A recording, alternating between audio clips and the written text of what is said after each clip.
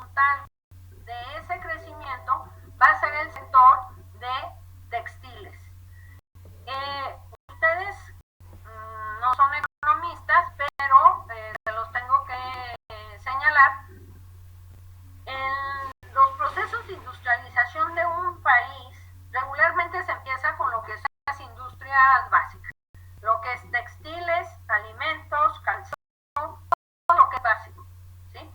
Luego después pasas a lo que son bienes durables, refrigeradoras, automóviles, cocinas, qué sé yo. Y luego pasas a los bienes intermedios, que son maquinaria y equipo, que son los que sirven para producir otros bienes. Y al final lo que tienes es el desarrollo de servicios.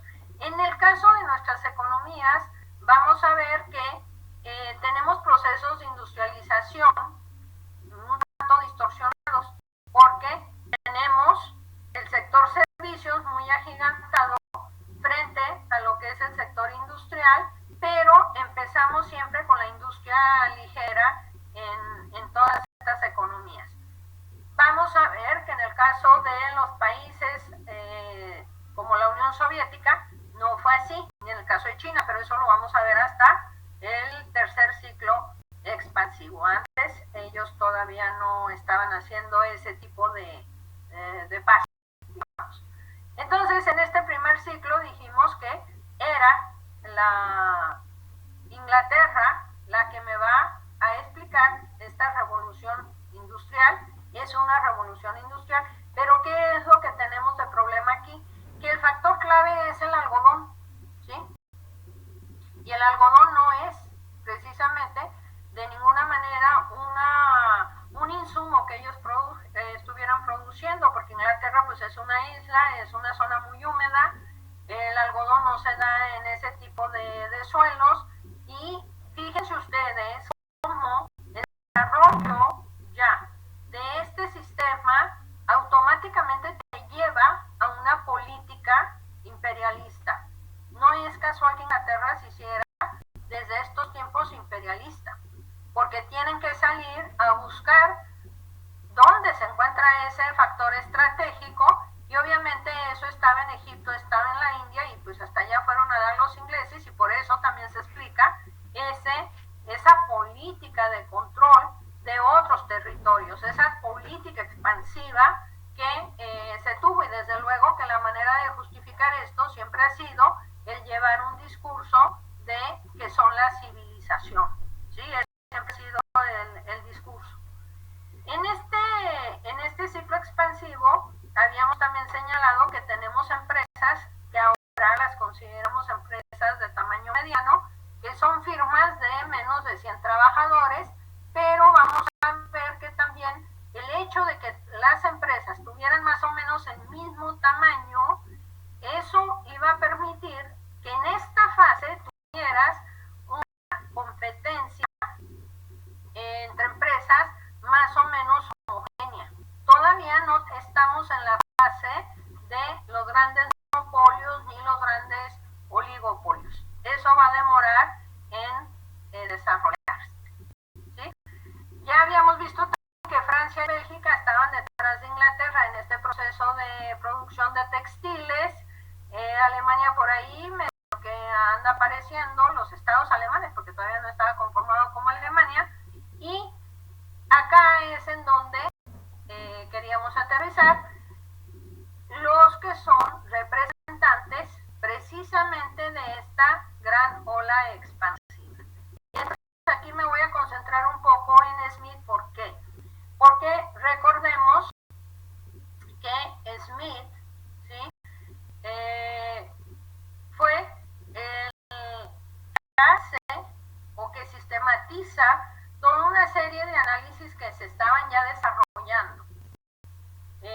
Quiero señalar que obviamente los autores, ningún autor es 100% original en sus planteamientos ni en su teoría, pero ya en el caso de Smith encontramos que si bien ya estaban escribiendo otros autores avanzando sobre toda una serie de temas, como el caso de Cantillon, por ejemplo, previo a Smith, Smith lo que sistematizar y dar un cuerpo político, un cuerpo teórico mucho más contundente a todas estas ideas que se habían venido trabajando hasta antes de Adam Smith.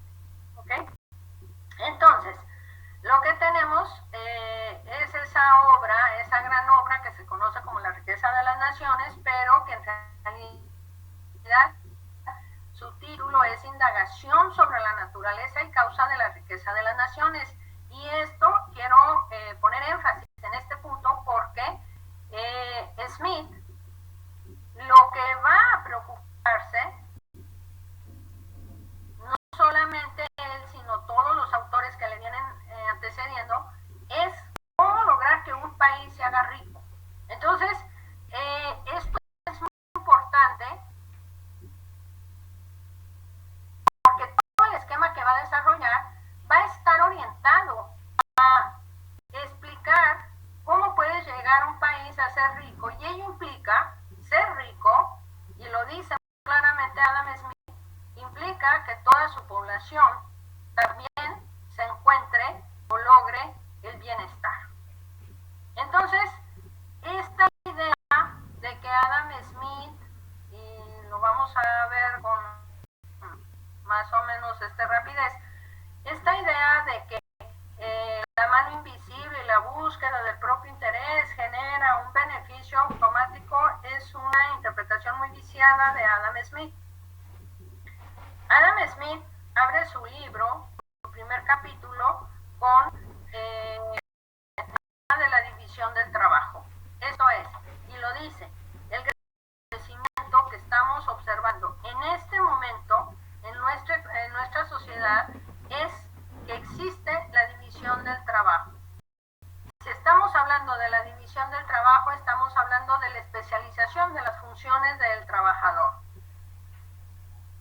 Y explica lo que ya otros autores, incluso desde autores como Genofonte, habían explicado, que en la medida que una persona se especialice, esto es, que haga una sola función, en lugar de estar haciendo múltiples funciones, en esa misma medida va a incrementar considerablemente sus niveles de productividad. Si incrementamos los niveles de productividad, que es lo que estaba pasando obviamente en el sistema, ¿qué es lo que va a suceder? Que vamos a tener una oferta acrecentada, ¿sí? Y fíjense bien en esto. Mientras los autores en la escuela neoclásica, que es la que se enseña mucho hoy en día en las universidades, para ellos la gran preocupación es el tema de la oferta, y por eso tienen un excesivo énfasis en el tema de la inversión. En el caso de Adam Smith, el problema no va a ser la oferta. ¿Por qué? Porque él lo que está observando en ese sistema, en ese momento, es un nuevo sistema, una nueva forma de producción en donde las funciones, la especialización de las funciones incrementan los niveles de productividad, y eso me lleva a un incremento de la oferta de bienes. Consecuencia, para Smith, el problema va a ser el nivel de la demanda. Esto es, ¿quién va a absorber toda esa cantidad de producto que se está generando en la economía? Y aquí es en donde Adam Smith va a señalar en su capítulo 8 sobre los salarios, va a hacer una defensa de por qué los salarios en la economía deben de ser altos. Y él dice, deben de ser altos primero porque necesitamos una demanda efectiva. Ya Adam Smith diferenciaba entre lo que era una demanda absoluta y una demanda efectiva. Dice, necesitamos que haya una demanda efectiva que absorba todo este volumen que tenemos de producción. Y eso no lo vamos a lograr, y en eso era consciente Adam Smith, solamente a través del consumo de las clases terratenientes o empresariales. Tiene que ser a través de un consumo de masa. Esto es la clase trabajadora. Eso por un lado. Segundo argumento que va a usar usar Adam Smith es que por Profesora, disculpe que le interrumpa, mil disculpas. ¿Está grabando la clase de casualidad? Ay, qué bueno que me interrumpiste. A ver, sí, no quería cortarla. Ay, mira, pues, yo que quiero tener control de todas las cosas con estos sistemitas. Oh.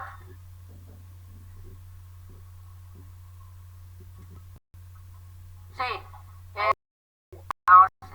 Ay, Ricardo, me verás. No, la próxima vez te doy permiso de que ya. Sí, mil disculpas. Teníamos que estar grabando para los que no se puedan conectar por alguna razón. Ok. Y ya están los 14. Son 15, nomás falta uno. Ok. Entonces, ¿en qué estaba? ¿De qué me quedé? Ah, sí. Estamos hablando de los salarios, ¿verdad? De los salarios altos. Una razón es porque son de ¿sí? Porque son de demanda efectiva. Otra razón por un tema de justicia. Y este tema Adam Smith no lo va a abandonar. Adam Smith había escrito antes de La riqueza de las naciones el libro de la teoría de los sentimientos morales. Fue un libro que escribió cuando él tenía apenas 38 años, un éxito rotundo en aquella época y lamentablemente opacó el éxito de la teoría de los sentimientos morales en La riqueza de las naciones. Cuando hace este segundo libro, pues fue tan contundente su éxito que entonces opacó al otro libro. Pero ese libro es básico, es esencial para, digamos, explicar esa famosa mano invisible a la cual hace referencia en La riqueza de las naciones. Perdón. Entonces, ahora se está retomando la lectura. Y ahí nos podemos dar cuenta que el vínculo entre un libro y otro, porque esto era un proyecto de investigación que tenía Adam Smith de largo alcance, es el tema de la justicia. Entonces, el tema de la justicia muy influido por Platón. Y Platón precisamente habla sobre el tema de la justicia como un país que sea justo. Para ser justo tiene que tener a su población bien alimentada, bien vestida y con un buen techo que la abrigue. Este tema y esta influencia tanto de Platón como de Aristóteles que va a recibir Adam Smith, que lea a estos autores griegos en griego además, porque los lee en griego, igual que Jenofonte, eso va a influir mucho en los conceptos de Adam Smith y repito, el tema de la justicia para él era un tema relevante porque él señalaba que una sociedad puede llegar a un arreglo mercantil en donde todos los intercambios sean en base a intereses materiales, pero dice no sería la sociedad más agradable ni más vivible. Entonces, él señala que una sociedad tiene que tener justicia, tiene que ser justa. Una sociedad que no es justa no es sostenible. Lo señala muy claramente y entonces en este capítulo él dice precisamente que si bien por un lado tenemos que tener salarios altos para poder sostener el lado de la demanda y absorber toda esa oferta de bienes que el sistema está siendo capaz de producir, consecuencia de esta especialización, división del trabajo e incrementos de productividad, también, o sea, hay una razón económica, pero también hay una razón moral, y es el tema de la justicia. Y entonces, incluso él casi parafrasea a Platón en un diálogo, tantos diálogos de Platón, que en realidad el que pone siempre dialogando, pues es a Sócrates, ¿sí? Es un diálogo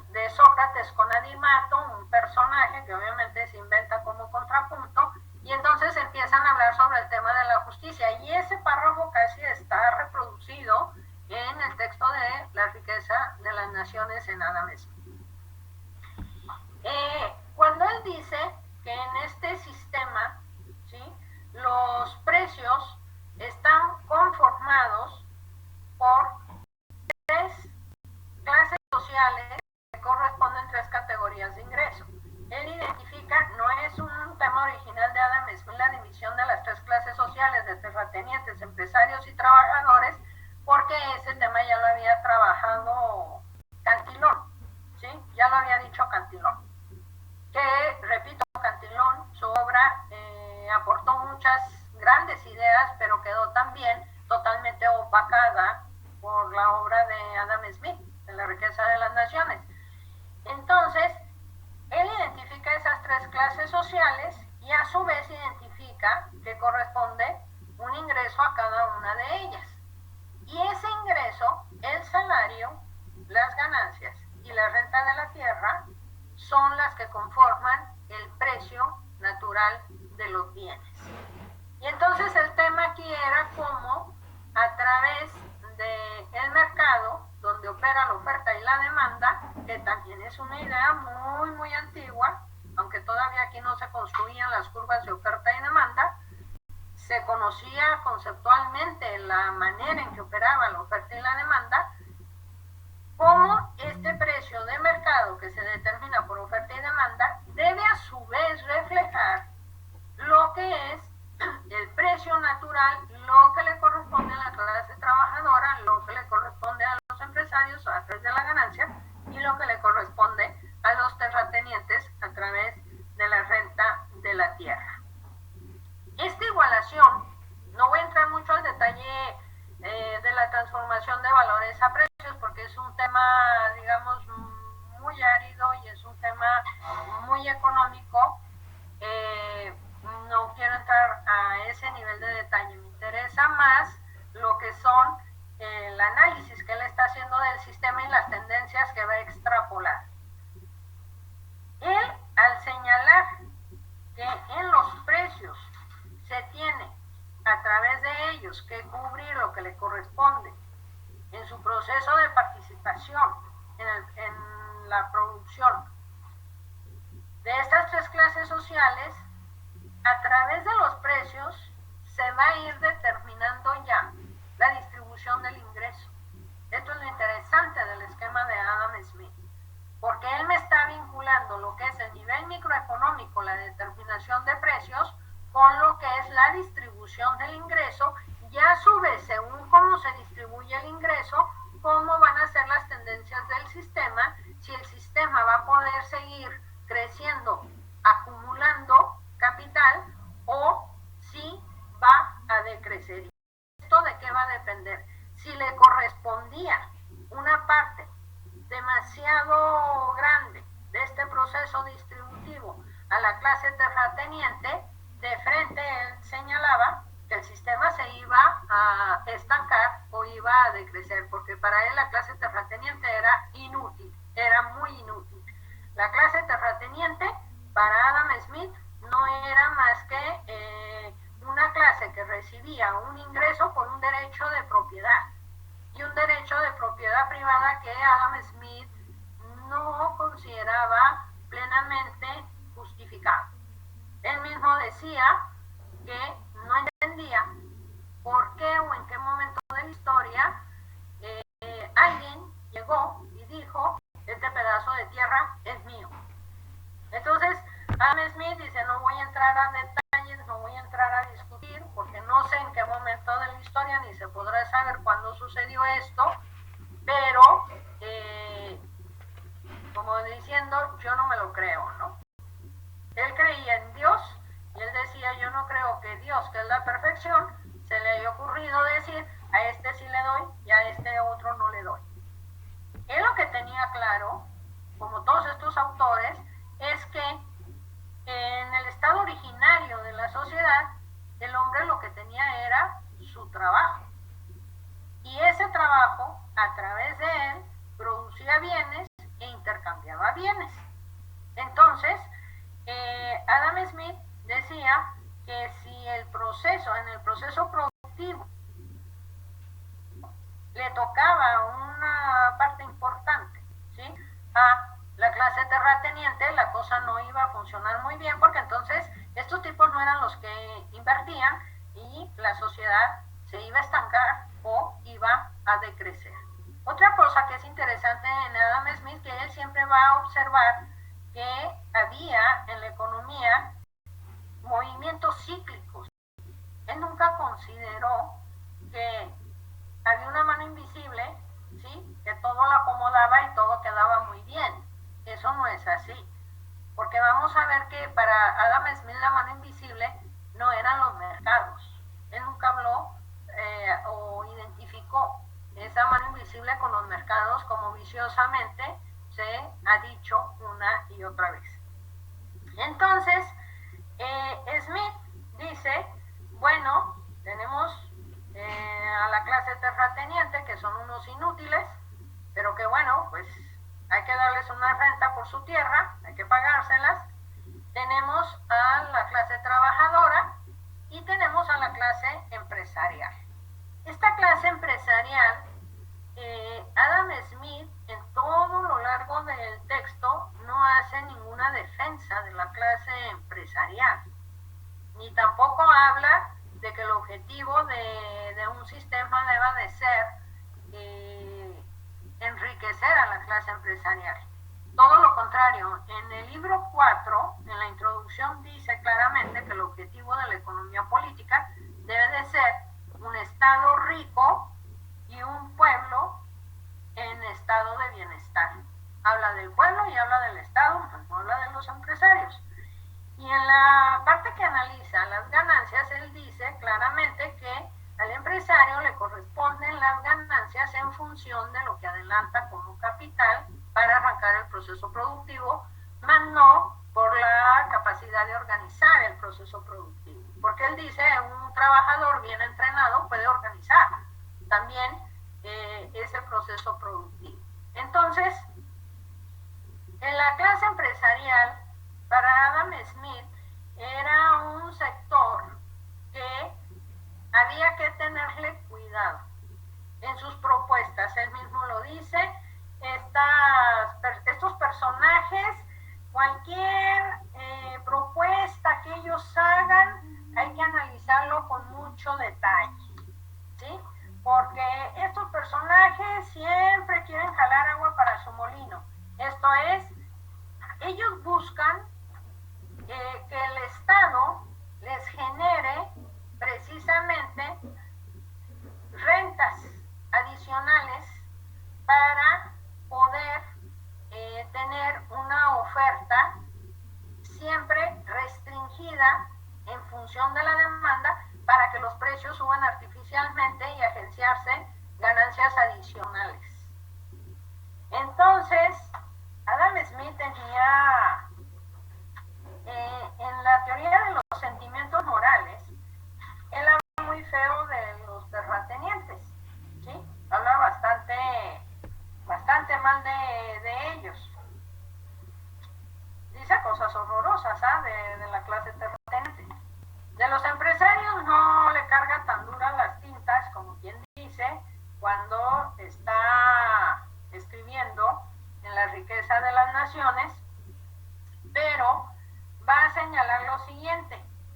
Dice, nuestros comerciantes y fabricantes se quejan generalmente de los malos efectos de los salarios altos. ¿Por qué lo están mencionando? Porque ya desde aquella época andábamos con el pleito de si los salarios deben de ser bajos, deben de ser lo mínimo o deben de ser altos. Esa es una de las discusiones que también está enfrentando Adam Smith. Y él dice, por favor, si a mí me vienen y me dicen que los salarios tienen que mantenerse bajos, porque si no, los trabajadores se reproducen, dice, bueno, en primer lugar, no veo claro que suceda eso en una época donde además el nivel de mortandad infantil era tremendamente elevado. Ya para esa época, toda esa discusión que venía de mucho más atrás, ya tenían calculado más o menos que por cada trabajador había que considerar que su salario no solamente tenía que alimentar al trabajador en sí, sino sino que tenía que alimentar y sostener una familia, y esa familia ya tenían calculado la esposa y 2 hijos. Desde luego que en esas épocas tenían más hijos, pero repito, es que los niveles de mortandad que les tocaron vivir a ellos y pandemias, se ha dicho de paso, eran bastante, generaban mucha mortandad infantil y se quedaban más o menos con ese promedio, ¿sí?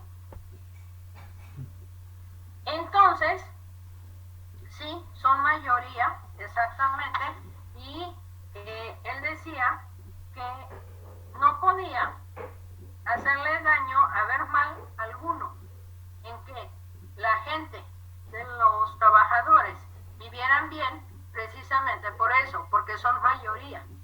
Y si son mayoría, decía, no puede hacerle daño a una nación lo que beneficia o genera bienestar a esa mayoría.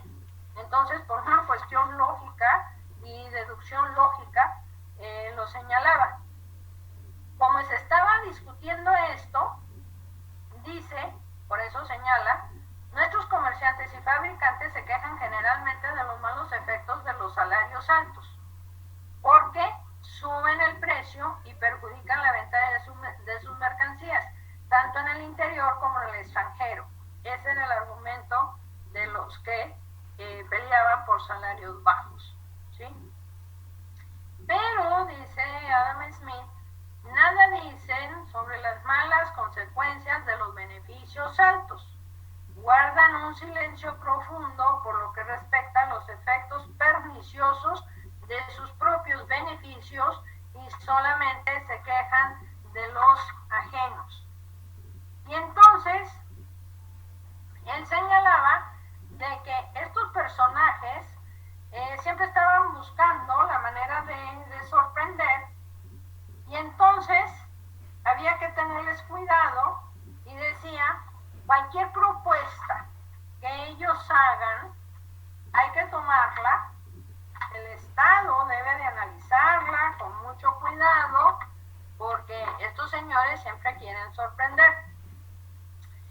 Señala, dice, los intereses de quienes trafican en ciertos ramos del comercio o las manufacturas, en algunos aspectos no solo son diferentes, sino por completo opuestos al bien público. El interés del comerciante consiste siempre en ampliar el mercado y restringir la competencia. Por eso era tan importante para él que no existieran restricciones a la entrada o salida de empresas para que se pudiera mantener un precio, digamos, más o menos equilibrado de los productos. Esto es, un precio en donde el beneficio fuera el mínimo para que el empresario no saliera del mercado, pero no que tenga extra ganancias, ¿sí? Dice, la ampliación del mercado suele coincidir por regla general con el interés público. Dice, eso está muy bien, hay que ampliar mercados, pero las limitaciones de la competencia redundan siempre en su daño y solo sirve para que los comerciantes, al elevar sus beneficios por encima de su nivel natural, impongan un beneficio propio, una contribución absurda sobre el resto de los ciudadanos. Ya tenía muy claro Adam Smith que en la medida en que haya grado de monopolio, y por eso se va a declarar en contra de los monopolios, al jalar una ganancia por encima de la ganancia que de verdad le corresponde al empresario, ¿qué es lo que sucede? ¿A quién le está sacando ese excedente? Pues es precisamente a la gente, al ciudadano.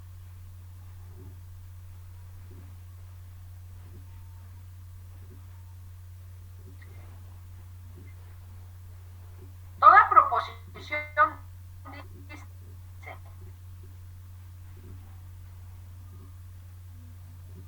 de una nueva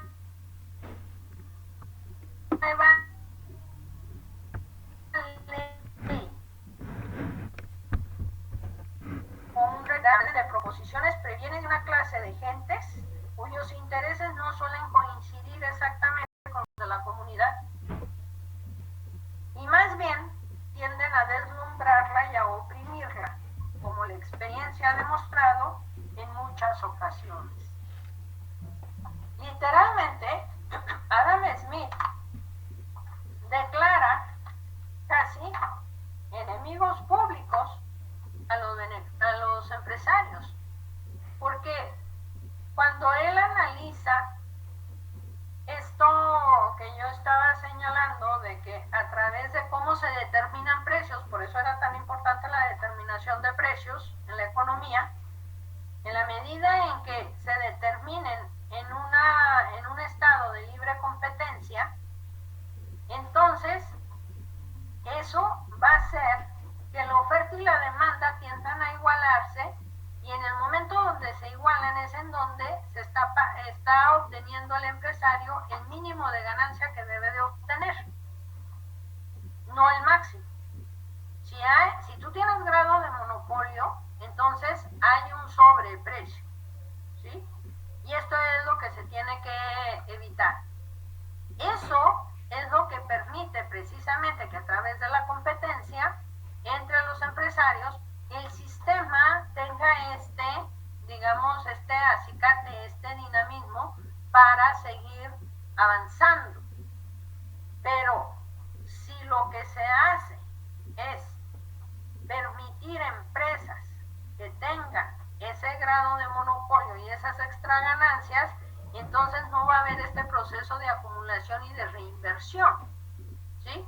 Entonces, para Adam Smith era muy importante que el Estado acotara precisamente todo el pedido o las solicitudes de estos personajes, tanto industriales como comerciantes, de ponerle restricciones al mercado. ¿Qué tipo de restricciones? Pues en ese momento Adam Smith está tratando de enfrentar a los famosos, lo que él llamó los mercantilistas, los que pedían controles a las importaciones para promover la producción nacional. Adam Smith estaba muy de acuerdo que el mercado interno tenía que ser el centro del dinamismo del proceso, porque Adam Smith no era precisamente proexportadora, no lo era. Él decía que era muy importante que el inversionista invirtiera en el mercado interno, porque esa era la forma en que iba a generar empleo para la gente. Y para Adam Smith era muy importante de que se generara empleo para la gente, porque era la manera precisamente de generar el bienestar que él estaba buscando para la nación. Y ojo con esto, porque aquí es en donde viene esa idea en donde se considera que tiene que haber un libre flujo de mercancías. Los autores que le vienen antecediendo a Adam Smith, todos eran conscientes de que tenía que haber un libre flujo de mercancías y no debería de haber restricciones a las importaciones, y debería de promoverse las exportaciones. Adam Smith está retomando mucho esta idea, y por eso es que se les considera liberales, porque ellos no van a estar nunca de acuerdo con que el Estado meta restricciones.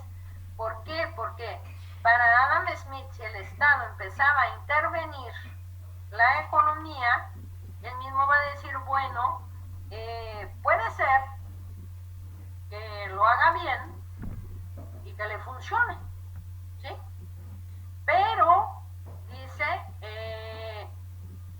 dado que desconfía de esa clase empresarial, dice, yo no me fío de lo que ellos puedan proponerle al Estado, porque en la medida en que el Estado cree zonas de protección, lo que va a generarse es que esos empresarios tengan esas extra ganancias. Por eso es que Smith no estaba de acuerdo en que hubiese una intervención en el flujo, ¿sí?, de los productos, y que hubiese una intervención deliberada por parte del Estado para determinar en qué sectores invertir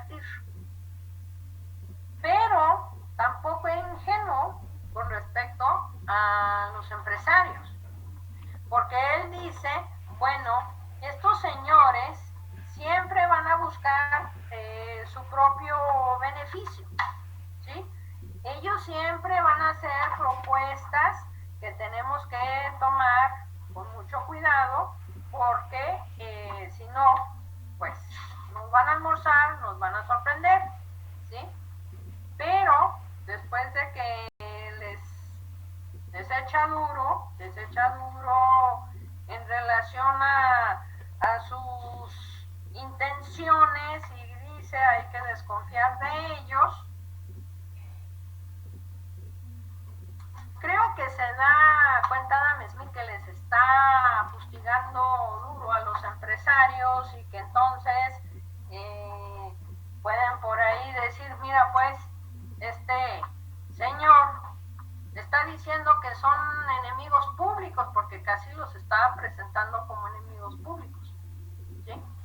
Porque él incluso dice que en las tendencias del sistema, cuando la economía crece, cuando la economía está en pleno proceso de crecimiento, es cuando los empresarios tienen las mínimas ganancias, porque es cuando hay mucha competencia entre ellos y entonces es cuando los salarios aumentan. ¿Aumentan por qué? Porque así como hay competencia entre los empresarios, están compitiendo por la mano de obra. Y como la mano de obra se contrata en un mercado también por oferta y demanda, entonces la oferta es fija de esa mano de obra y en la fase de crecimiento la demanda por mano de obra crece y eso empuja el precio, que es el salario de los trabajadores, hacia arriba.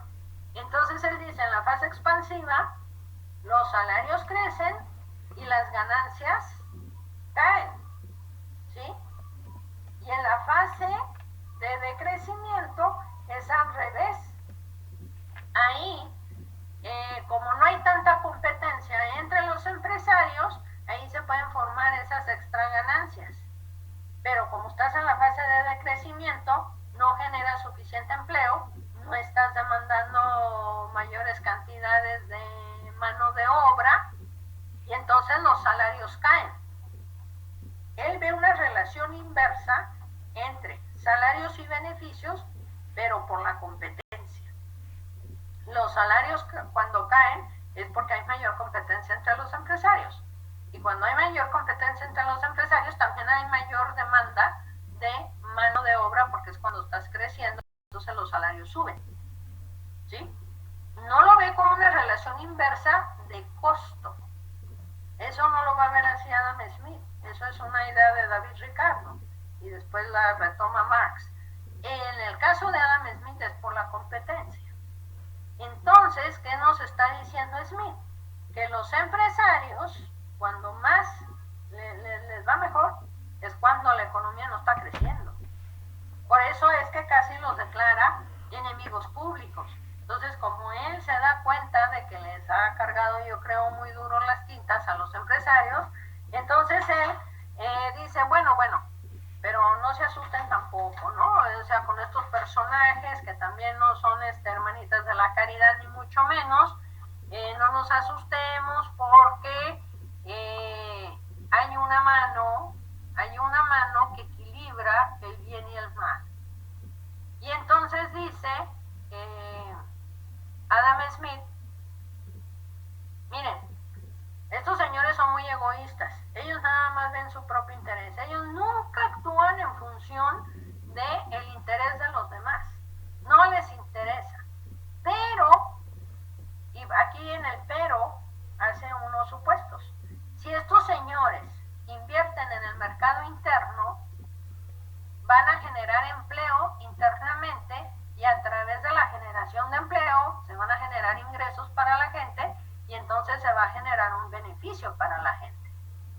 Si además ellos, como son muy ambiciosos, ¿sí?, van a invertir en los sectores en donde se genere mayor valor agregado, y eso es la manufactura, y la manufactura es gran empleadora de mano de obra, entonces también van a generar un beneficio. Y ahí es cuando él dice lo siguiente, es la única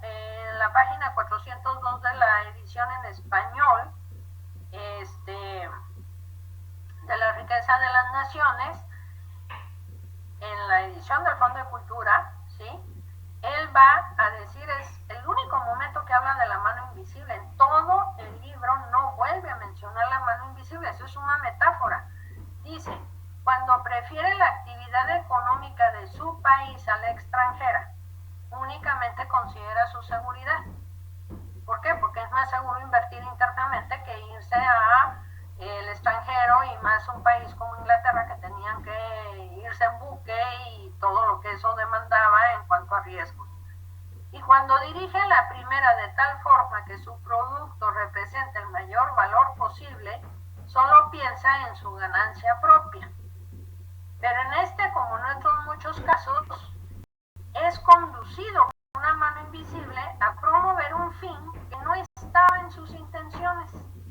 Mas no implica, dice, mal alguno para la sociedad que tal fin no entre a formar parte de sus propósitos, pues al perseguir su propio interés promueve el de la sociedad de manera más efectiva que si esto entrara en sus designios.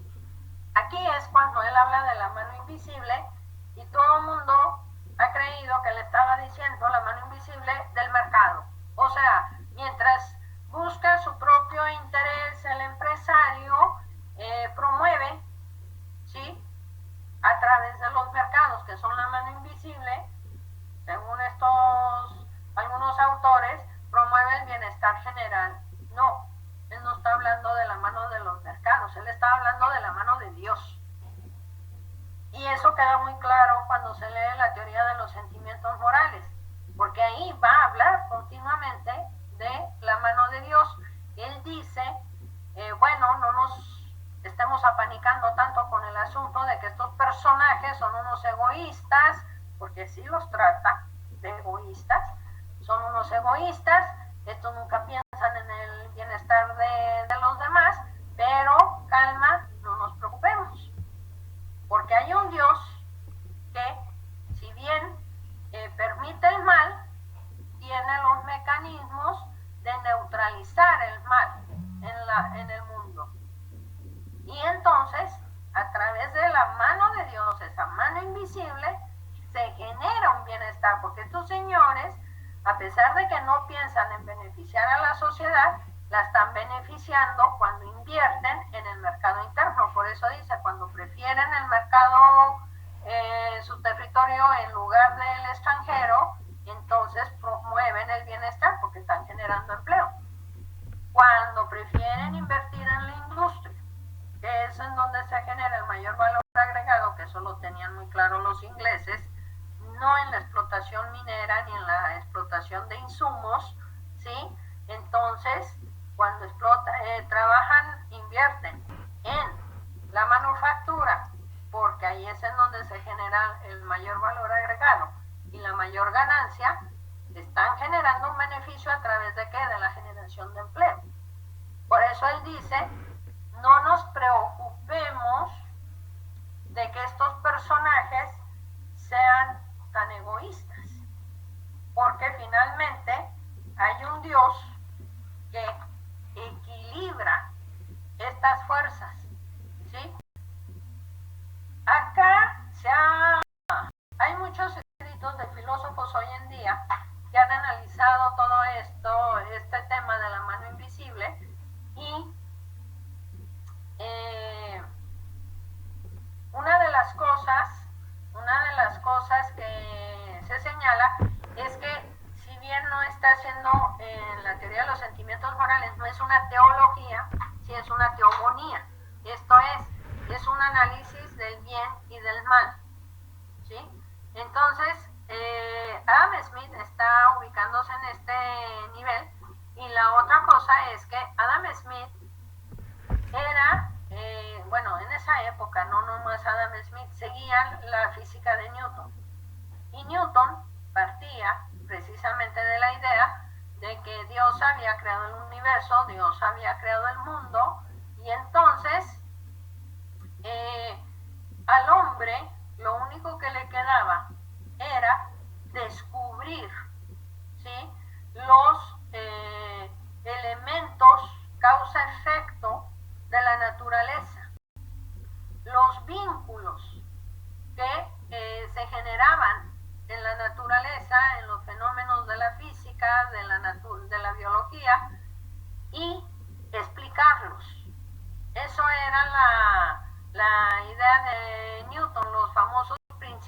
conectores, ¿sí? Descubrir esos principios conectores. Entonces, Adam Smith se suma a esta idea, como muchos autores de su época, se suma a esta idea, y entonces para ellos existen estos principios conectores, que son los que generan o equilibran el bien y el mal en la sociedad, en la economía. Entonces, esto es interesante porque fíjense cómo están en ese momento combinándose toda una serie de ideas. Por un lado, una idea liberal en términos de que el Estado preferentemente, fíjense bien en lo que estoy señalando, preferentemente, porque también va a ser Adam Smith una excepción muy clara. Preferentemente el Estado no intervenga en las decisiones de los empresarios en qué sectores invertir. Que deje que fluya la decisión de los empresarios, ¿sí? Privados. Pero esas decisiones, en la medida en que cumplan con estos supuestos, son supuestos que él está haciendo el preferir al mercado interno, invertir en la industria, van a generar un beneficio a través de la generación de empleo. Ahora, repito, preferentemente, porque Adam Smith va a mencionar un caso que para él es un caso de excepción, y es el sector bancario. Él va a decir, César Gerardo Monterroso, ¿tú estás levantando mano? Sí, profesora, había una pregunta que le quería hacer y me alegra que la haya visto porque no quería interrumpirla, de verdad. Ya, me alegra. Quería hacer una pregunta. Usted hace un momento dio un significado de la palabra teogonía. ¿Podría repetirlo, por favor? Sí, es el estudio del bien y del mal. Me llama la atención porque nunca había escuchado la expresión teogonía en ese significado, porque siempre había entendido yo la teogonía como el estudio del origen de los dioses. ¿Así? Claro, o sea, la teogonía es más, la obra clásica trata de eso, pero en general la palabra teogonía se alude normalmente al estudio del origen de los dioses o al relato sobre el origen de los dioses, usualmente de los dioses paganos, ¿no? Lo de la antigüedad griega y de la antigüedad grecorromana, ¿no? Nunca había escuchado la teogonía, el concepto de teogonía relacionado con conceptos éticos, ¿no? Sino solamente con conceptos divinos. Por eso me llama la atención. Y fíjate que a lo mejor sí hay, cuando yo investigué el concepto, porque eso puedes incluso ahorita checarlo, si entras ahí en esos de Wikipedia o eso, la teogonía habla de eso, y también en la otra acepción, es la que tú dices, y agrega la otra acepción, es el estudio del bien y del mal, ¿sí? Entonces, en ese sentido es que lo están usando estos autores, de que parece, miren, eso sí yo no he checado bien la fecha, pero parece que por esas fechas estamos hablando de La riqueza de las naciones, se escribió en 1779, ¿sí?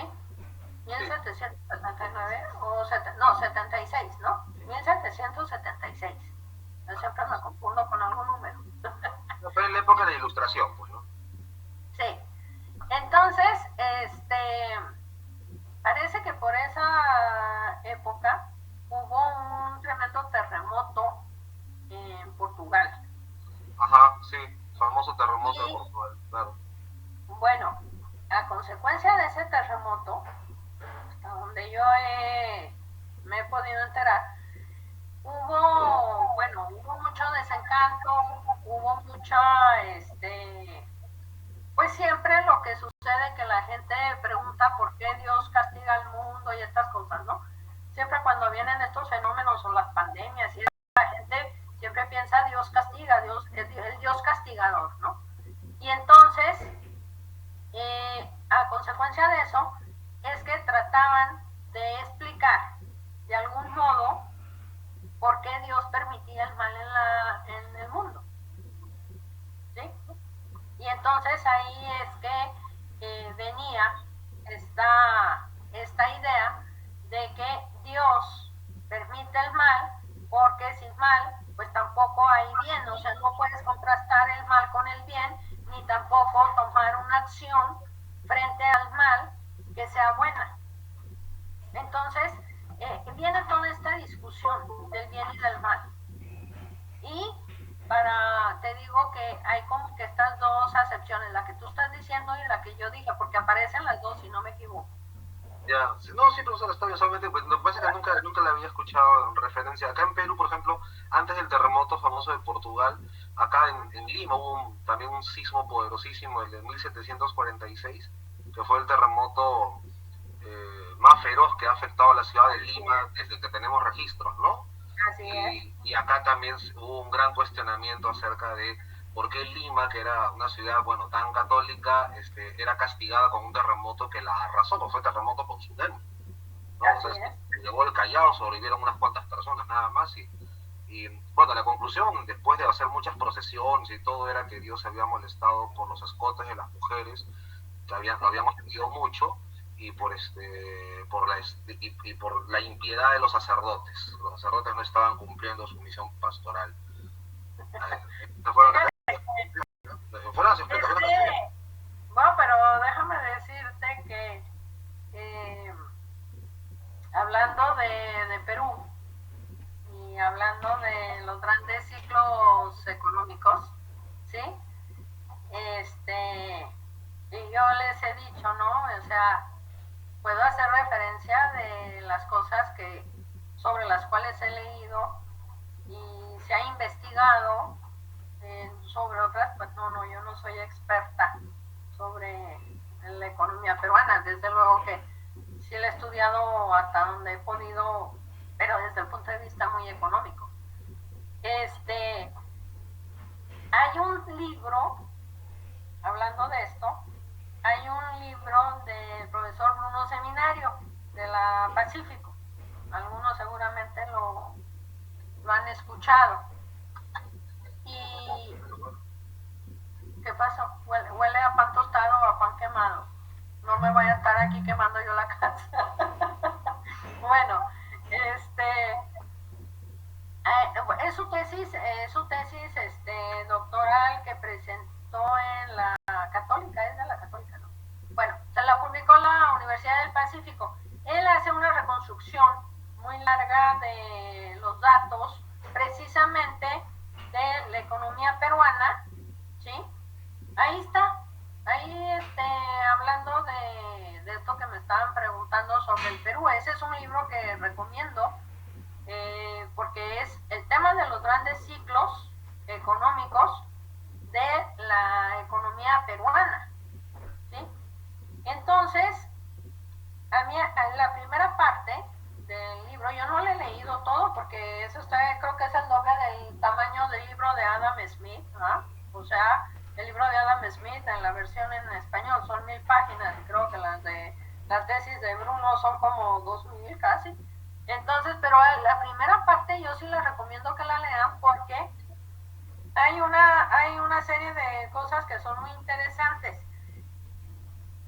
Lo que se puede observar en el caso de la economía peruana y la compara casualmente con la economía inglesa, hablando del primer ciclo expansivo de la economía inglesa, ¿sí? Lo que observa es que mientras la economía inglesa mantiene una tasa promedio de crecimiento anual de 3% histórico, o sea, la economía inglesa, a pesar de que explica este primer gran ciclo expansivo, no es una economía que empieza a crecer a tasas de los famosos milagros económicos de 8%, 9%, 10%, no. siempre se va a una tasa promedio de 3%, 4%, 3%, 4%, pero se va en una senda, digamos, con pequeños ciclos, porque si llega a tener crisis, pero son ciclos muy suaves. Y al ir sosteniendo esta tasa de crecimiento, pues llega al nivel de desarrollo y de riqueza en la cual está. ¿Y qué pasa cuando lo compara con el caso de la economía peruana? En la economía peruana, hagan de cuenta de esos gráficos así, ¿no? Así como cuando tiembla, ¿sí? Que las agujas van haciendo esto, ¿sí? Marcan altos y bajos, hagan de cuenta. Él dice que la economía peruana es una economía histérica, siempre ha dicho. Bueno, ¿por qué? Porque tienen subidas aceleradas de tasas de 9, 10% y luego tienen unas caídas muy dramáticas, tan dramáticas que luego suben, vuelven a crecer, pero a pesar de que aceleran en la subida, como vienen de muy abajo, entonces se van rezagando, no logran tener los niveles del ciclo anterior. Y uno de los, él identifica varios momentos en donde el golpe a la economía ha sido tan fuerte que han demorado décadas en poderse levantar. Y uno de esos, el primero que ubica es ese terremoto que tú mencionas, es ese gran terremoto, ¿sí? Entonces, ahí, pues sí, la devastación fue muy fuerte, porque creo que la población en aquel entonces era como de 500,000 de habitantes nada más. En Lima no pasaban de 500,000 y creo que eran menos, ¿no? Menos. Eran menos de 100,000. Eran menos de 100,000. ¿Eran cuántos? Menos de 100,000. Fíjate, menos de 100,000. Menos de 100,000. Creo que casi la tercera parte falleció, ¿no? En ese tsunami. Sí, bueno, la del Callao fue la que... La del Callao desapareció, quedaron casi 17 personas nada más en el Callao. Incluso aún ahora en el Callao, en el mercado del Callao, hay todavía una cruz hecha con los tablones de los barcos que fueron arrastrados hasta la costa y aplastados allí. Se hizo una cruz y hasta el día de hoy está ahí. También había un mascarón de proa, pero ya no está, no sé quién se lo han robado, no sé. Pero había un mascarón de proa del siglo XVIII ahí en la puerta, en la entrada de un mercado. Y hay un libro de Walker que se llama Colonialismo en Ruinas, Shaking Colonialism, que es un libro muy interesante porque analiza mucho el imaginario de ese terremoto, ¿no? De lo previo y de lo posterior, ¿no? Y hay un libro también de Timothy Ana que también va desde ese terremoto hasta la época de independencia, y él explica un cuadro de depresión económica en tiempos de la independencia peruana. Un libro de Timothy Ana, cuyo título no recuerdo ahorita el libro, pero salió hace como 10 años atrás, me parece, 10, 12 años atrás, y él explicaba, digamos, una de las razones de la debilidad del Estado peruano independiente, según él, radicaba en la crisis económica que había comenzado en la época del terremoto décadas atrás, y que no se había recuperado el virreinato del Perú ni para los tiempos de la independencia, que es más de medio siglo después, ¿no? Sí, te digo que el primer libro sí lo conozco, o sea, lo tengo, pero no lo he leído porque a mí no me gusta, yo le tengo mucho miedo a los terremotos y dije, no me quiero traumatizar, porque además como en los 80s que andaba yo ya por acá, participé en una investigación que se estaba haciendo de una predicción del famoso Brady, ¿sí? Que por ahí no la recordarán. Entonces, leí todo eso porque era una investigación que, bueno, era una colaboración con la Universidad de Boulder, Colorado, y entonces estaban investigando sobre la famosa predicción, que tan certera podía ser esa predicción, si efectivamente tenía elementos que la sostuvieran, pero como leí todo eso, la verdad que yo casi que me traumé, pues yo les dije, del norte de México, de la frontera, allá del desierto, allá ni qué temblor ni qué nada, esas cosas no se conocen. Entonces yo llego acá y lo primero que me ponen a trabajar en investigar es sobre el asunto de la predicción.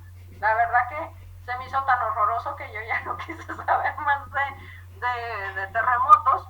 Entonces sí estoy más o menos pendiente, obviamente siempre, pero ese libro nomás por eso no lo he querido leer, pero sí lo tengo. Mi esposo lo ha leído y me lo ha comentado, pero... Y es más, yo sé que ahí cuando tú vas al aeropuerto, ahí está esa tremenda, donde están las vías del tren, ¿sí? Que pasa, que cruza, está una tremenda virgen enorme y que es lo que señala hasta dónde entró el agua, ¿no?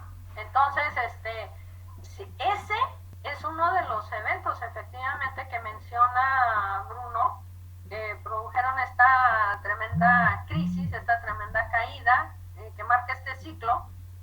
Y el otro tremendo evento que marca también otro ciclo, del cual demoran mucho en recuperarse, es la guerra con Chile. ¿Sí? Son estos dos eventos y otros tantos que él mismo va mencionando. Repito, ese libro yo se los recomiendo si ustedes quieren ver la trayectoria histórica de los grandes ciclos de crecimiento y decrecimiento y las crisis. En el caso de Perú, esa es una buena ilustración. Hay cuestionamiento con respecto a los datos, porque bueno, como fue una reconstrucción de la serie, pues cuando uno reconstruye datos se le mete mucha mano al asunto y es una buena cocinada de datos, ¿sí? Pero creo que es valioso, es muy valioso el trabajo que hizo en cuanto a que nos da esta idea, ¿sí? Esta idea histórica de qué elementos pueden también, o qué shocks externos, porque en ese caso estamos hablando de shocks externos que pueden afectar la trayectoria de una economía. Entonces, sí es sumamente interesante y repito, lo curioso fue cómo lo comparó con Inglaterra. Inglaterra es un país con muchas ventajas porque primero no tiene terremotos, no es un país con fenómenos naturales, digamos, que lo afecten, lo impacten, fuera de los vientos, porque es muy airoso obviamente, pero fuera de eso no tiene mayores eventos, no padece de tsunamis, no padecen de ciclones, por ejemplo, que también impactan mucho, no padecen de ese tipo de fenómenos naturales. Eso es una cuestión que beneficia. La otra cuestión es de que el pensamiento inglés, y no por casualidad se da la revolución industrial de este gran ciclo expansivo, no por casualidad se da en Inglaterra. Y es que si nosotros rastreamos los pensadores ingleses desde fines del siglo XVI, el XVII, el XVIII, van teniendo toda una idea muy clara de que se tiene que privilegiar la manufactura, la producción de la industria, porque ahí ellos encuentran que se genera el mayor valor agregado. Y a través del comercio exterior, porque ellos tienen que comerciar, porque no tienen insumos, ¿sí? A través del comercio exterior, la manera de ellos jalar, digamos, recursos, oro principalmente, hacia las arcas del Estado inglés, pues es a través de intercambiar bienes con mayor valor agregado por bienes de menor valor agregado. Esto es manufactura por insumos. Eso lo tuvieron ellos históricamente muy claro. Probablemente también les benefició el no tener minas, porque era la manera que ellos tenían a través del comercio y de la manufactura para generar esta simetría, era la manera de poderse agenciar de esos recursos. Ya sabemos que también lo hacían por la fuerza a través de los piratas, y que eran famosos los piratas ingleses, eso también lo sabemos ya, pero digamos en términos ahora sí que legales, ¿sí? Era a través de este mecanismo, de generar esta simetría, y nunca económica, consideraron ellos que ese proceso de generación de manufactura tenía que darse a través de una restricción de políticas que restringieran el comercio. Esto es lo interesante del pensamiento inglés. Era muy liberal por ese lado, pero al mismo tiempo sí le apostaban a su mercado interno. Y repito, Adam Smith no era proexportador, porque una de las cosas que él decía era que, por ejemplo, exportar alimentos era impensable. Para él eso era una idea que no debería ni siquiera de tomarse en cuenta, porque se tenía que garantizar primero el alimento para la población. Dice, los remanentes se pueden exportar, pero primero se abastece el mercado interno.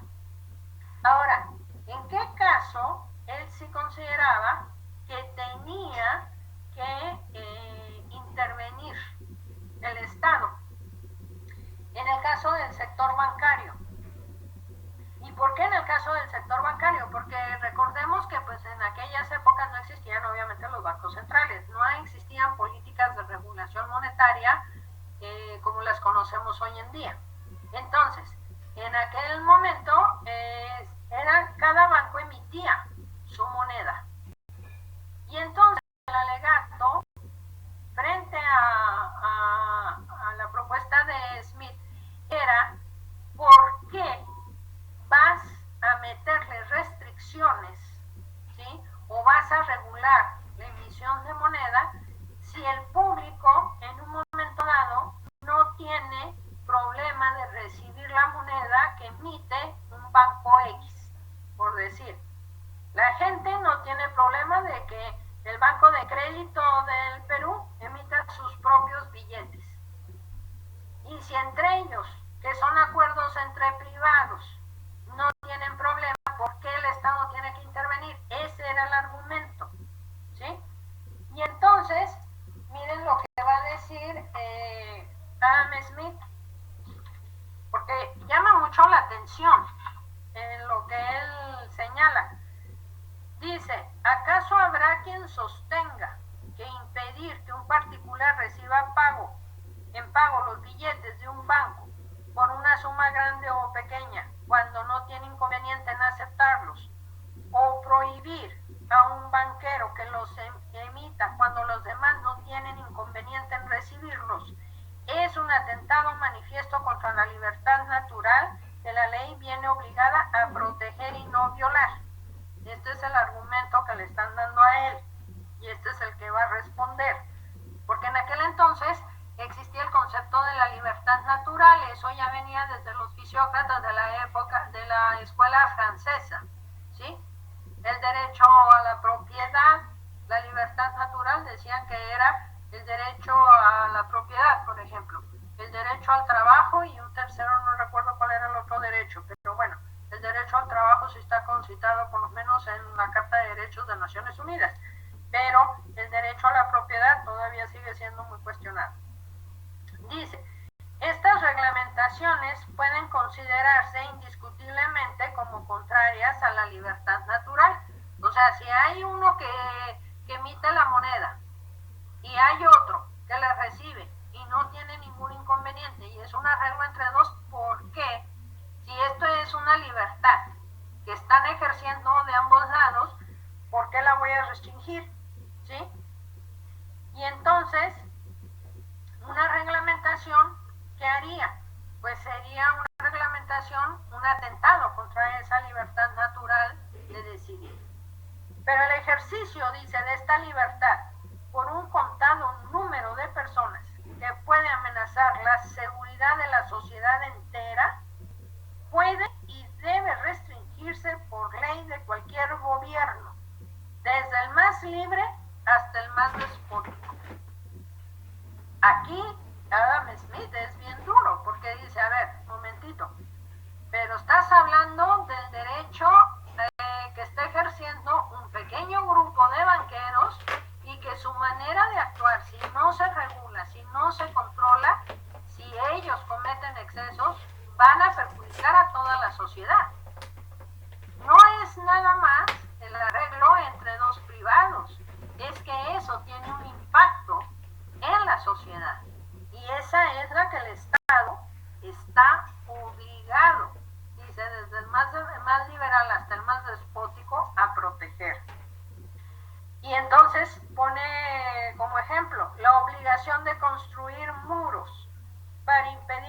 propagación de los incendios es también una violación a la libertad natural, exactamente de la misma naturaleza que las regulaciones en el comercio bancario de que acabamos de hacer mención. ¿Y a qué se está refiriendo? Cuando él habla de que, bueno, dice, a ver, me van a decir también que poner muros para contener un incendio también es un atentado a la libertad natural, ¿sí? Y sin embargo, ¿qué pasó cuando se dio la circunstancia y no se quiso pasar por encima de ese derecho natural? Bueno, hubo un famoso incendio en 1666, ¿sí? En Londres. Y en aquel entonces, pues, Londres estaba además amurallado y las construcciones eran de madera. Así que el incendio se propagó muy rápido. El incendio inició en la panadería de un tal Tomás Farinet, ¿sí? Y era en la calle del Budín. Bueno, por algo era panadero, pero en la calle se llamara Budín, ¿sí? Y entonces, ¿qué fue lo que sucedió? Como las calles eran muy estrechas, había justo en la calle del Budín la propiedad de una persona que se había extendido más de lo que le correspondía. Y entonces, ¿qué sucede? Que el camioncito apagafuegos de aquella época no podía ingresar a la calle, no podía ingresar. Y obviamente, viendo que el incendio se estaba propagando muy rápidamente por toda la calle, pues fueron a hablar con el alcalde en turno y le dijeron, oiga, denos la autorización para echar abajo la parte de esa casa que está impidiendo la entrada de los camiones apagafuegos. Y el alcalde dijo, sobre mi cadáver, era un Sir Thomas Bloodwood el que estaba en ese momento, y dijo, no, yo no puedo violar un derecho de propiedad privada, de ninguna manera. Sobre mi cadáver ustedes hacen eso. No les dio la autorización. Por no dar la autorización, la consecuencia, ¿cuál fue? 87 iglesias parroquiales quemadas, 44 antiguas casas gremiales, la catedral de San Pablo fue cuando se quemó, el ayuntamiento de Londres también se quemó, y hubo 80,000 personas sin hogar, el sexto de la población de Londres de esa época, solo por no tocar el derecho de propiedad de una persona. Entonces, este ejemplo lo da, por eso le está mencionando la cuestión de los muros. Dice así, pues también me están diciendo porque construían muros también para controlar el fuego, ¿sí? Entonces, si ustedes también me pueden decir que es un atentado contra la propiedad, que yo te diga que voy a tener que construir un muro para contener el fuego y voy a tapar tu casa, ¿no? Eso es muy contrario al derecho de propiedad, sí. Pero ¿qué es lo que tiene que primar? El bienestar de la mayoría, no el de los pocos. Adam Smith continuamente está transitando por esta línea argumental y repito, en la teoría de los sentimientos morales, pues ahí es en donde está todo el centro de su razonamiento en este sentido, y lo refleja también en la riqueza de las naciones, en donde tiene que estar puesto por encima de todo el derecho de mayoría. Y repito, cuando uno lee esto, no hay manera de sostener que esa mano invisible era el mercado y que él era de los que perseguían, ¿sí? Que se respetara estos derechos individuales por encima de los derechos de la sociedad. Eso no es sostenible. Yo les había comentado en la sesión pasada que ha habido británica, que esa es la que hablaba del dejar hacer y dejar pasar, y también se confundieron con la obra de Mandeville.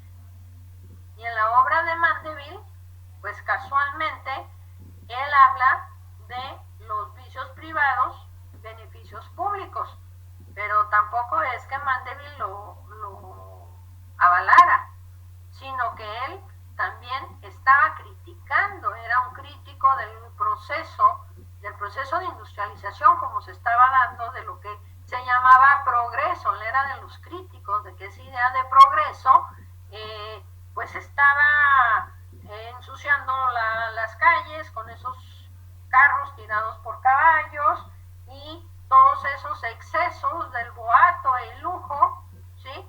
Y decía, bueno, como esto es progreso, pues permítanme dudarlo, ¿no? Y entonces él, como para consolarse, sí decía, bueno, lo único que veo positivo en esto, pues es que ya que los señores que tienen dinero para comprarse un coche tirado por caballos, pues sí, ya se generó un nuevo empleo, ¿no? Como esos caballos tiran todo su excremento y esto es una pestilencia, por lo menos ya hay un nuevo empleo para mucha gente que es ir por la calle limpiando el excremento de los caballos. Era una burla, pero como inicialmente consideraron que él lo estaba diciendo, avalando la idea, pues no lo llevaron a juicio, porque le hicieron un juicio.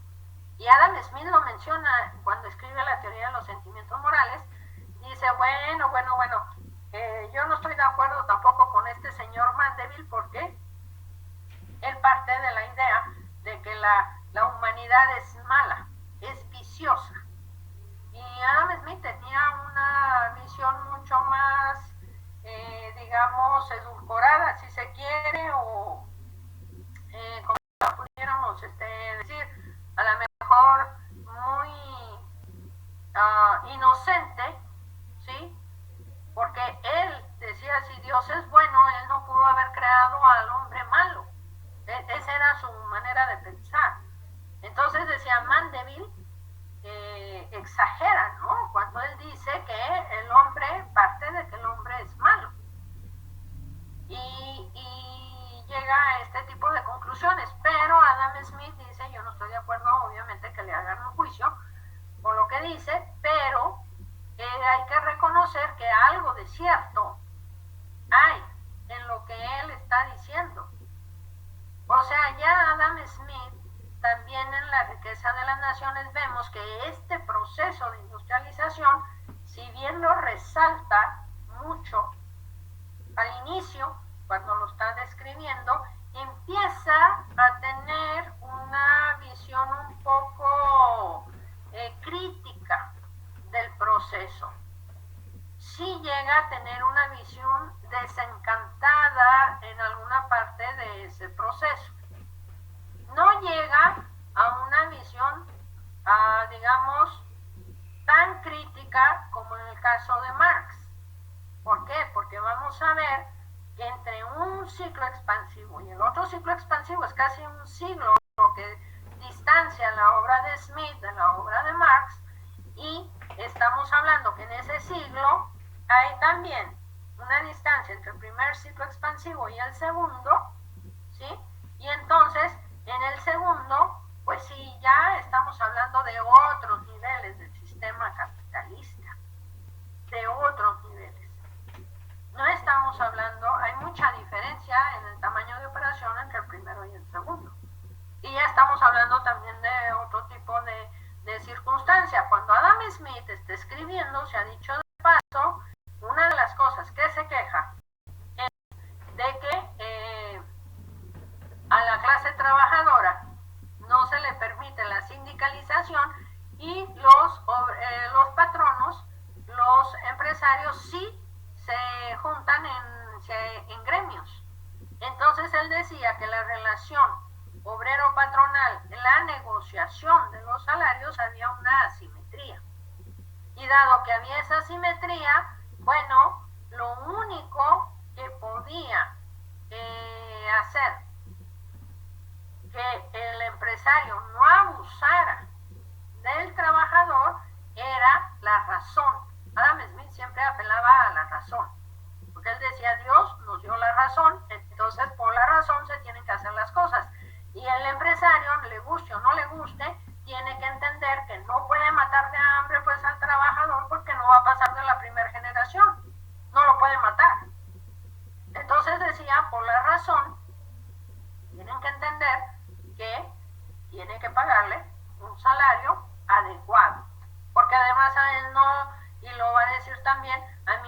parece razonable que me estén diciendo que un trabajador mal pagado, explotado, que no se alimenta bien, que no duerme bien, rinde más que uno que está bien alimentado, que duerme bien, que tiene una casa donde dormir tranquilamente, pues es obvio que va a rendir más cuando está bien alimentado y descansado que cuando está hecho una miseria, ¿no? Entonces, toda esa argumentación, repito, pues se le han saltado totalmente todos estos economistas, se le empezaron a saltar, no sé en qué momento de la historia, ya Marshall, fines del siglo XIX, ya menciona que los seguidores de Adam Smith, los aduladores de Adam Smith, están malinterpretando su obra, ¿sí?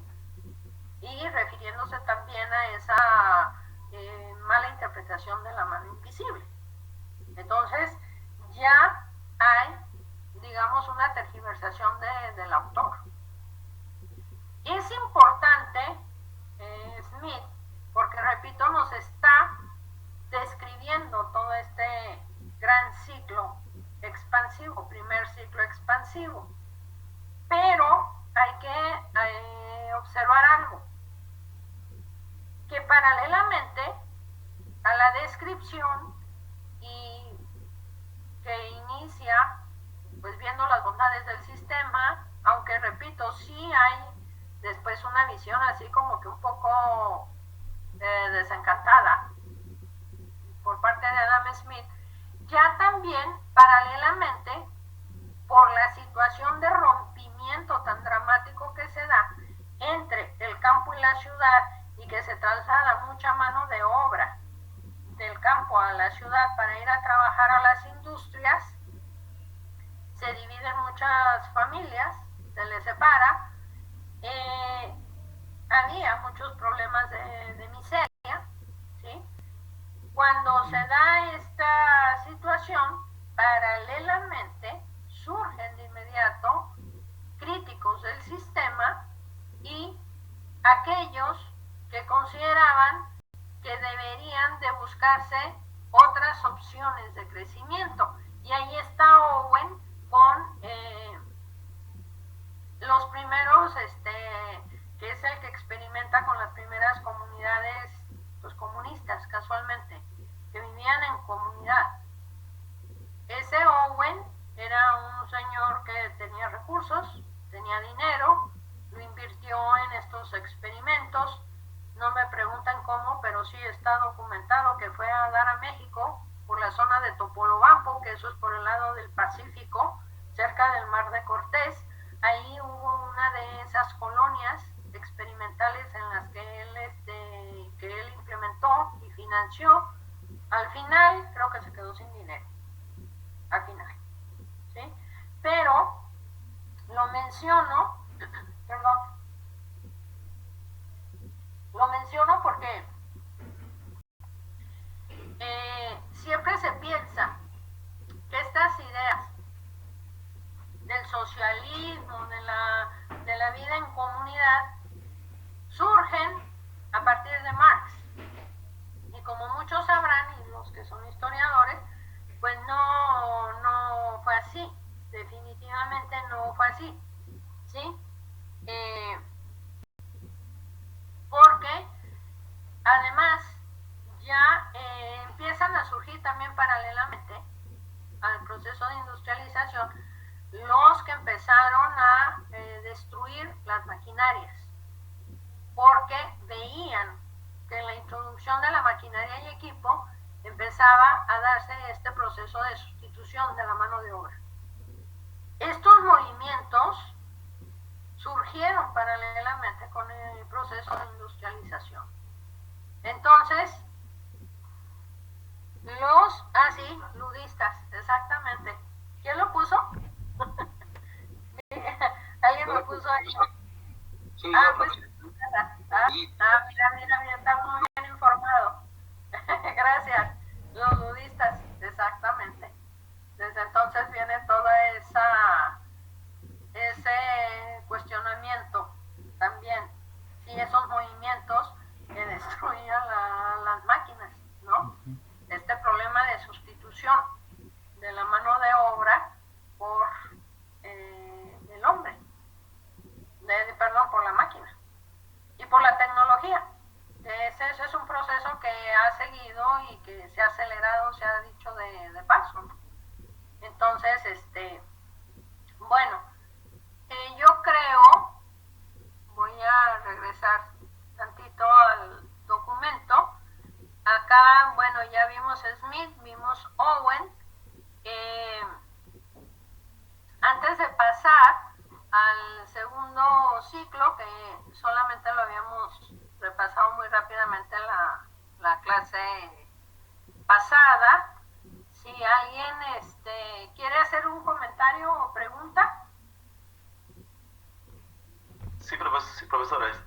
solamente una consulta, profesor.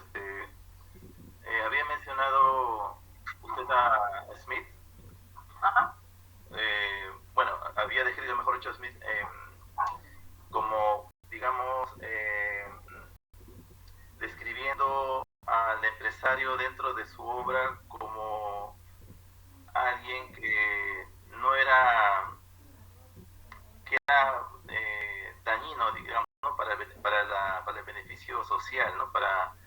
Que era egoísta, que era... Me daba la impresión por momentos que había una concepción de un Smith más socialista, digamos, casi marxista, ¿no? En su descripción. Y me llamaba la atención porque a mí me daba la impresión, como en el siglo pasado, en el curso de teoría social, también habíamos tenido la oportunidad de leer dos artículos, que diga dos pasajes de los libros de Smith. Bueno, había entendido que a lo que daba la impresión, de repente me equivoqué yo, no soy experto, pero daba la impresión que cuando se hablaba de los empresarios, Smith estaba hablando acerca de los empresarios rentistas, ¿no? Y que la crítica era justamente dirigida hacia ellos porque los empresarios rentistas buscaban favores políticos, ¿no? En este caso con la corona, para participar del mercado, ¿no? Pero Smith, por ejemplo, habla acerca de empresarios también pequeños, ¿no? Digamos, ¿no? Cuando habla en algunos pasajes del caso del zapatero, ¿no? Del carpintero, ¿no? Que también a través de su, entre comillas, egoísmo, ¿no? Como se menciona en el libro, pues buscan, de alguna manera también benefician, ¿no? A la sociedad. Bueno, eso era mi comentario, ¿no? Quería saber si en todo caso era ese tipo de empresario en particular, o era para todos los empresarios, ¿no? Los grandes y pequeños, eran, entre comillas, pues digamos, dañinos para la sociedad. Gracias. Sí, Rubén, gracias por la pregunta. En ese momento, mira, bueno, ustedes como historiadores saben que hay que ubicar muy bien el contexto de un autor para poder tratar de interpretar su obra, porque si no, podemos caer en la situación de exigirle algo que no puede proporcionar su obra porque no está históricamente ubicado en una situación donde ese hecho exista. ¿A qué me refiero? En el momento en que está escribiendo Adam Smith, no había esta idea del gran empresario, mediano empresario y pequeño empresario como lo tenemos ahora. Porque el agigantamiento de las empresas, repito, se da, como vamos a ver, recién en el siguiente ciclo expansivo. En el caso del primer ciclo expansivo, y está en el cuadro, casualmente, está en el cuadro, aquí está, las firmas individuales eran de menos de 100 empleados, ¿sí? Eran de menos de 100 empleados. No existe la gran empresa. Entonces, cuando Smith está refiriéndose, digamos, en general a los empresarios, lo está haciendo así, en términos globales, en términos generales, no está haciendo una diferenciación. Es igual, fíjense bien en esto, todavía hasta este momento no se ha creado la economía como ciencia. Todos estos que están escribiendo, hasta el momento todavía de Adam Smith, son filósofos, son formados como filósofos, son historiadores porque estudiaron mucho, sobre todo Adam Smith estudió mucha historia, fue profesor de lógica, ¿sí? Entonces, estos pensadores están pensando en términos agregados, globales, ¿sí? Están pensando en esos términos. Todavía ellos no entran a toda una serie de precisiones. Es más, el mismo Marx era filósofo, como ustedes saben, y había estudiado para abogado.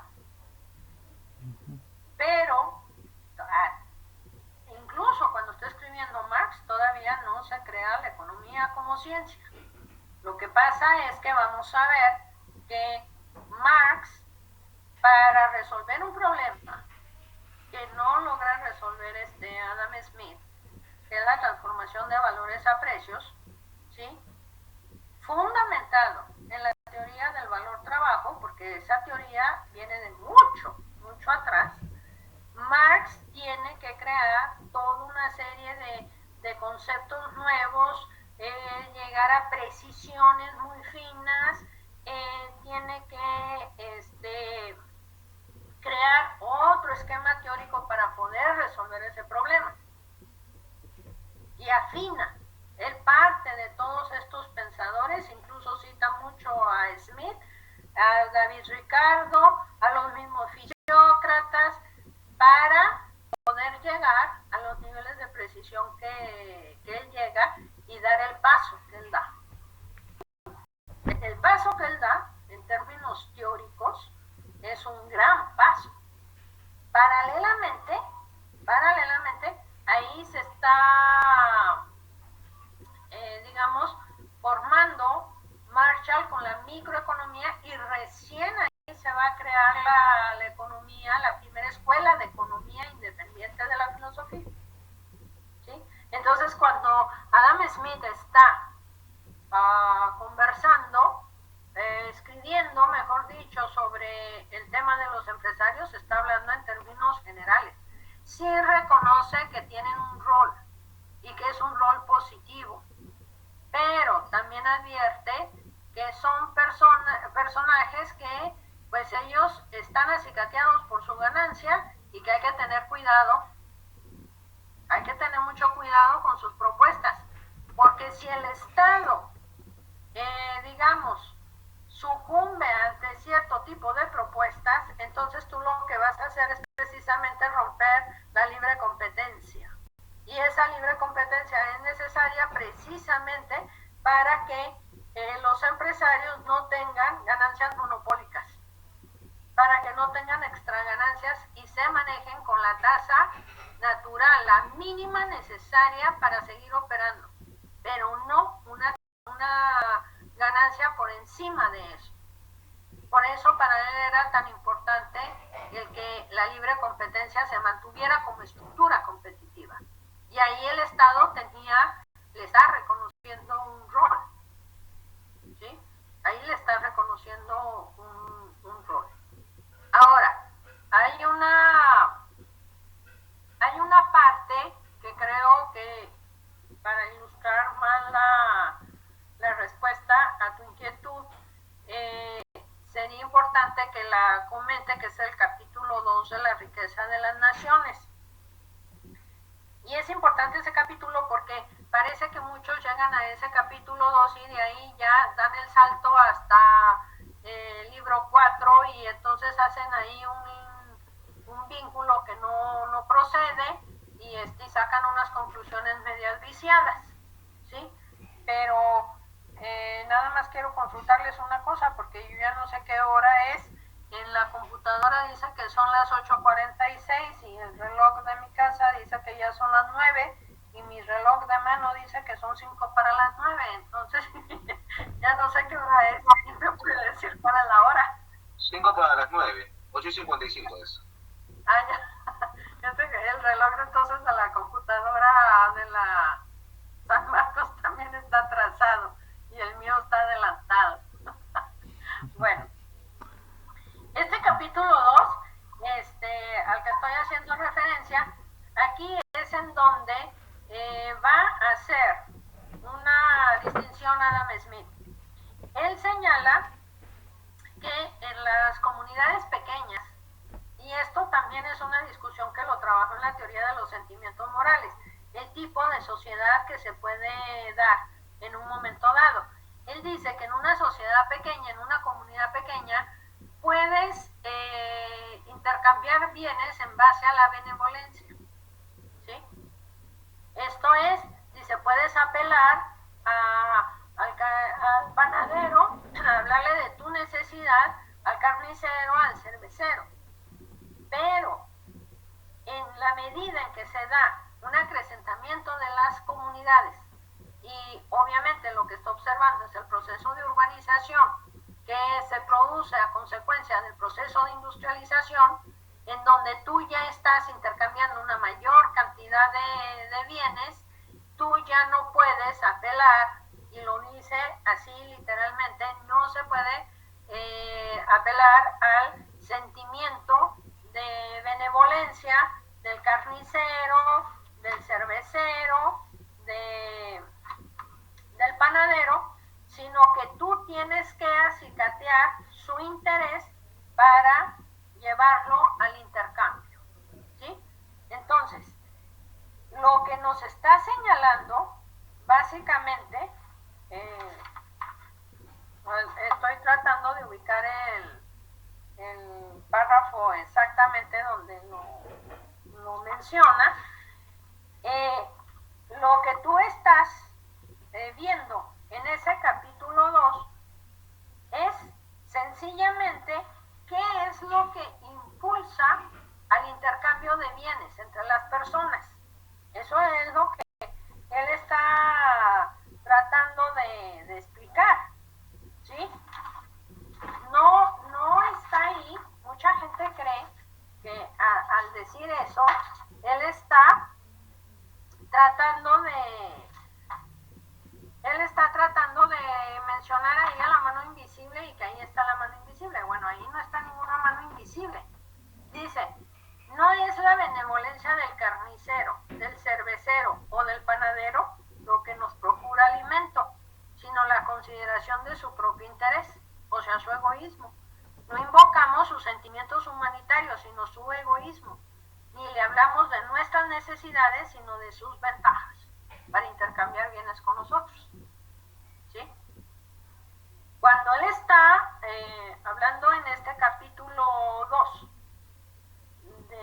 de este hecho, lo que nos está reflejando es que en una sociedad ya industrializada como la que él está viviendo y está describiendo, ya esos sentimientos no son los que van a primar en el proceso de intercambio.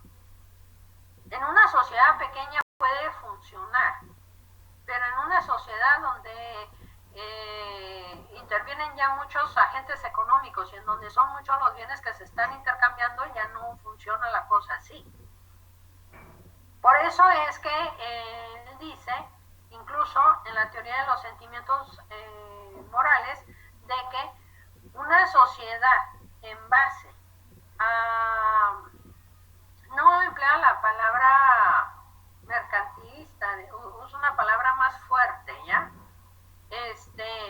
Pero que se basa solamente en los intereses materiales, dice, si hay un acuerdo entre todos puede funcionar, aunque no es la más agradable para vivir.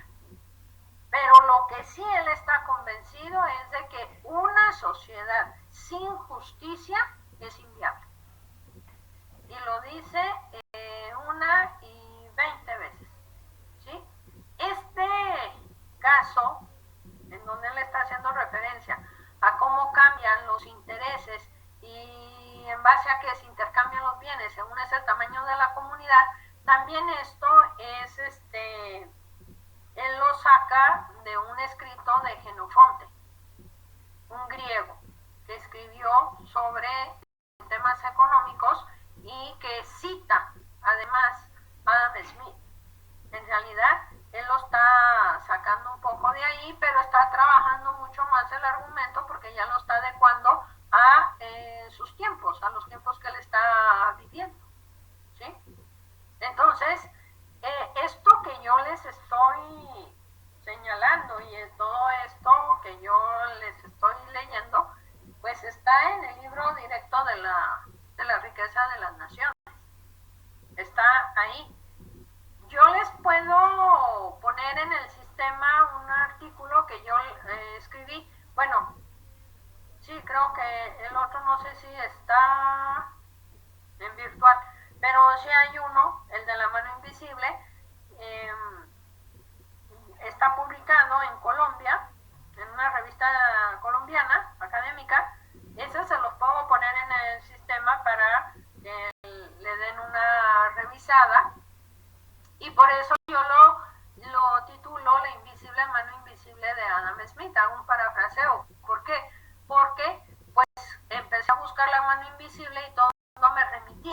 precisamente a este ejemplo del carnicero, el cervecero. Todo el mundo me decía, sí, es que ahí está la cuestión del egoísmo y la mano invisible. No, ahí está el tema del egoísmo. Y básicamente, ¿cuáles son los intercambios? O sea, ¿qué impulsa el intercambio en una comunidad ya urbanizada? Eso es lo que le está tratando de explicar. Y bueno, ahí no había mano invisible, pasé al capítulo 3, al 4, al 5 y seguí la lectura. Bueno, casualmente, hasta que no llegué a la mitad del libro, pues recién encontré la mano invisible. Por eso digo que estaba bien invisible la mano, porque no se veía. Y nada más la menciono una vez. Y en la teoría de los sentimientos morales es donde la menciona varias veces, la aplica una vez, pero a la clase terrateniente, que también los trata de egoístas y de, bueno, a los terratenientes los trata peor que no sé qué cosa. Y habla de la mano invisible, pero ahí sí habla más de lo que es la mano invisible y que aclara que es la mano de Dios y todo este asunto. Y luego en la riqueza de las naciones, nomás lo menciona esa vez, no la vuelve a mencionar en todo el resto del libro, no lo menciona. Y por ahí en unos escritos sobre astronomía que parece que tenía, que nunca terminó, porque falleció, vuelve a mencionar la mano invisible, pero parece que de una manera más bien cómica, porque él a veces usaba, digamos, cierto humor cómico para explicar ciertas cosas, ¿no? Pero, repito, si ustedes van directamente al texto de Adam Smith, no vamos a encontrar muchas de las cosas que se dicen que dijo Adam Smith. Entonces, bueno, podemos seguir comentando esto. Tenemos 15 minutos, ¿no? de descanso. Regresamos a las 9:15 y le damos hasta las 10:30.